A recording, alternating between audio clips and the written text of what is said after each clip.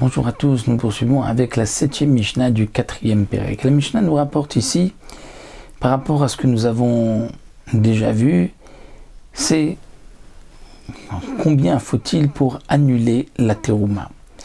Pour toutes les interdictions de la Torah, nous savons que un interdit s'annule dans la majorité, lorsqu'il est yavesh, lorsqu'il est sec.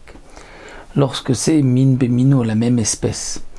Lorsque ce n'est pas la même espèce, lorsque c'est un liquide, alors les chachamim ont dit beshishim, c'est-à-dire 1 pour 60. Mais pour la terouma, il faut plus que 1/60e, il faut 1%. Et c'est là la marloquette que nous allons voir ici entre Rabbi Eliezer et Rabbi Yoshua, et nous verrons aussi à la suite, jusqu'à la fin donc du Pérec, d'autres marloquettes concernant ce bitoul, cette annulation de la terouma. Rabbi Eliezer nous dit ici dans la Mishnah, terouma ola bechadumea.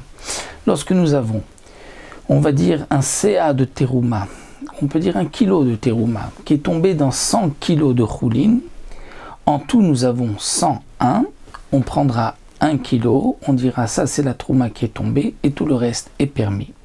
Donc Rabbi Eliezer dit, l'annulation de la terouma se fait lorsqu'il y a 100 pour 1, donc en tout 101. Rabbi Yoshua Omer non, bemea ve'od, c'est-à-dire que si la terouma est tombée dans 99 et un peu plus de choulin, donc nous avons on va dire 1 kg de terouma, qui est tombé dans 99 kg et un peu plus et quelques grammes de choulin, à ce moment-là, le tout s'annule, c'est-à-dire on prend 1, qu'on donnera au Kohen, le reste est permis.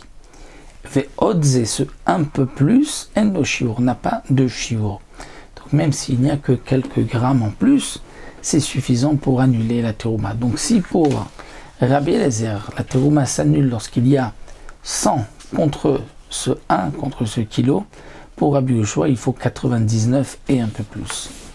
Rabbi Yosef ben Meshulam Omer. Rabbi Yosef ben Meshulam dit Ve'od, ce od a un shiur. Kav les mea CH toutes les medamea. Pour Rabbi Yosef ben Meshulam, lorsqu'on parle de 100 et un peu plus, ce 100 qui est un peu plus a un shiur. C'est combien? Alors donc comme nous l'explique ici le Barthénora, s'il y a un CA de terouma qui est tombé dans 99 et un peu plus, c'est-à-dire 99 CA et un cave. Le cave est 1/6 de CA. Donc 1/6 de la terouma qui est médaméa, qui va donc faire interdire le mélange. Donc lorsque nous avons dans ce od 1/6, donc un cave de cette terouma qui est un CA 6 cabines qui est tombé, alors dans ce cas-là, tu pourras prendre un CA et dire que le tout est choulin. Mais s'il y a un CA pour moins de 99 et un cave, alors là, tout sera interdit. Et donc, il y a la choulin et de la terouma mélangée, ça ne peut pas être mangé par un Israël, on vendra le tout à un Kohen, et le Kohen, donc bien sûr, payera un peu moins cher que le prix des fruits, puisque des fruits qui ne peuvent être mangés que par des Kohanim valent moins cher que des fruits qui peuvent être mangés par tout le monde. Le Barthénora nous termine que l'halakha est comme Rabbi Eliezer, que pour annuler la terouma, il faut 101.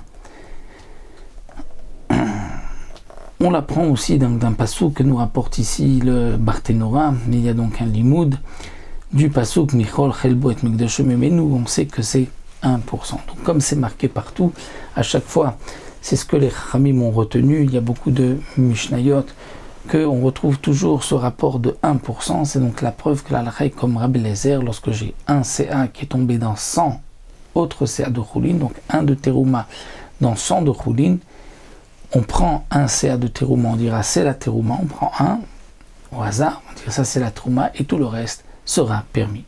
Donc voici pour cette première marloquette entre Rabbi Yoshua et Rabbi Eliezer et Rabbi Yosef ben Meshulam.